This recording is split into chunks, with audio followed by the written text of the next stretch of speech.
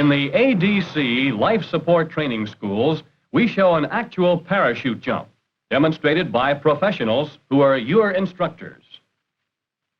These schools were established by ADC at Tyndall Air Force Base, Florida, and Perrin Air Force Base, Texas, in 1964. To provide the air crewmen with the confidence needed to follow correct procedures for their survival, every 3 years, crewmen from squadrons throughout the command must take a week's training at one of the schools. They come in all ages and ranks from general to airman. If this is their first time here, they have two things in common. The majority have never ejected from an aircraft, and most of them question their ability to handle the situation if it should occur. As instructors, our job is to help them overcome these doubts. We do it by teaching them all procedures involved in the ejection survival cycle and by having them practice until their performances become automatic. We do it by building up their confidence in themselves and in their equipment. We start them off with lectures on the physics of the atmosphere, how it affects individuals at altitude, and then follow up with a refresher course in the altitude chamber. Following the altitude chamber, their confidence is built up by indoor and outdoor demonstrations and practical applications of procedures.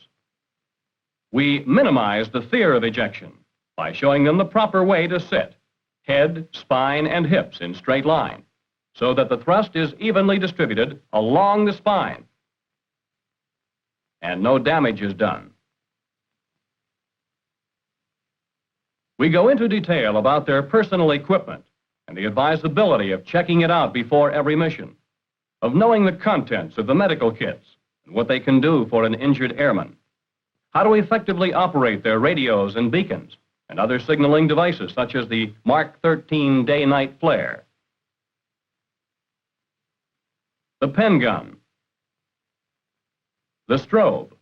Both can be seen at considerable distance on a clear night.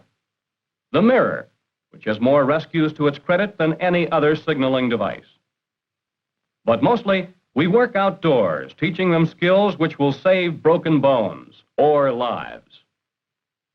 We show them how to make parachute landing falls, how to approach the ground with head level, eyes on the horizon, arms folded, feet and legs together, knees bent but under control. The balls of the feet should strike first. The chin is tucked into the chest. The fall is initiated, the meaty parts of the body absorbing the shock. Here's the way it looks in slow motion. Chin is tucked in. Balls of feet touch ground. Calf touches ground. Then the thigh, the rump, and the back. The crewmen practice the falls, first from ground level, then from the jump platform. They practice parachute landing falls to the right, to the left, forward, and backward.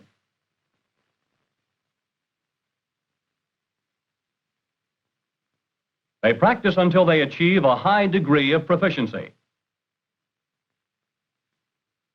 Then they proceed to swing harness training, where they practice parachute landing falls under more realistic conditions. Unlike the jump stand, where the crewman controls the moment of release, we control the swing harness. This adds an element of surprise. Release can be on the first, second, third, or any swing. Now let's look at this in slow motion.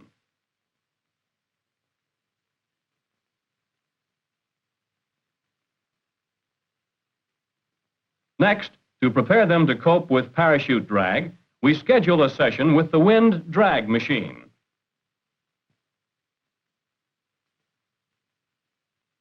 Let's play it back in slow motion.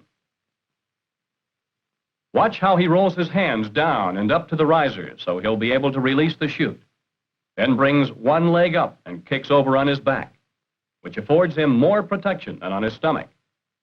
How he spreads his legs to keep his body from rolling. And pulls down safety covers and releases canopy. Finally, we make them familiar with their personnel lowering device, a nylon escape rope that will get them to the ground if their canopy hangs on a tree. Descent is controlled by a friction brake, operated by the parachutist.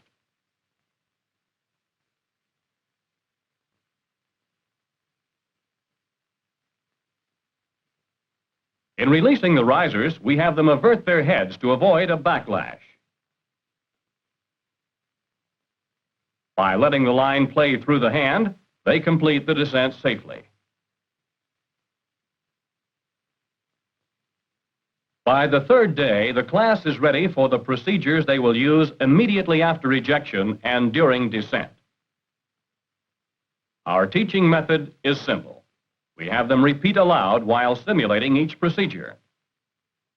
Then they continue to repeat them until they are so ingrained they will perform them automatically, even while in shock.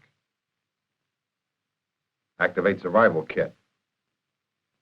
Inflate LPU. Make 4-line cut. They practice the procedures again after ejections from the jump tower. Check canopy. Raise visor. Remove oxygen mask. Activate survival kit. Inflate LPU. Make 4-line cut.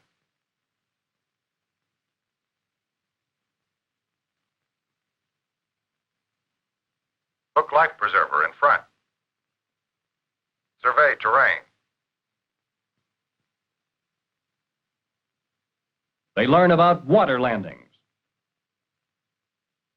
Never release the canopy until the feet touch the water. Close canopy release safety covers.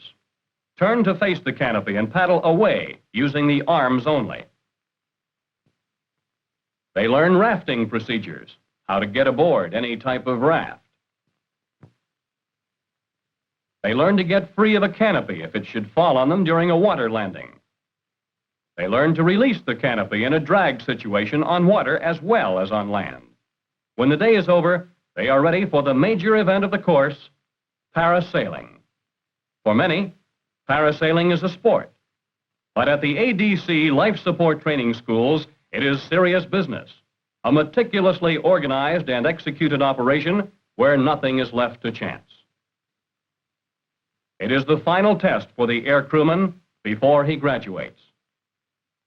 For him, it carries the ejection to rescue cycle to the ultimate stage, short of actual ejection from an aircraft. Once launching starts, a student will be airborne about once every 3 minutes, with each student making 3 flights. We tell the crewman what is expected of him, the procedures he will follow, and the signals he will use. Offshore, support boats move into position. The towboat, the boat that will pick up the parasailer, the boat that will pick up the canopy. In moments, launch preparations are completed.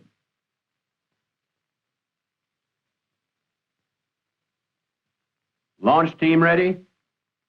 Boat 1 is ready. Boat 2, ready. Boat 3, ready. Team ready? Tension. Tension. Tension. Launch. Launch. Launch. With the wind in his face, he takes off. The rate of climb is fairly rapid at the start, but decreases slowly as height is gained. Depending on wind and length of tow line, altitude ranges from 250 to 600 feet. At altitude, the parasailer watches the towboat for a signal, alerting him to prepare for release. When the signal is given, the parasailer acknowledges and activates the release. On his way down, we grade his performance as he goes through the procedures he practiced during the last few days. Ejection is a hazardous experience. Before the ADC Life Support Training Schools were established, 1 out of 3 crewmen was either seriously injured or killed. Now, 97% of all ejections involving ADC air crews are successful. The primary factor in this success is the confidence gained by the graduates of these schools. Let's return to the F-106 pilot. He has the confidence in his ability to make the split-second decision that will save his life. He has mastered the required procedures so he could perform them automatically even if he was in shock. Learn your procedures and learn them well. This could be you.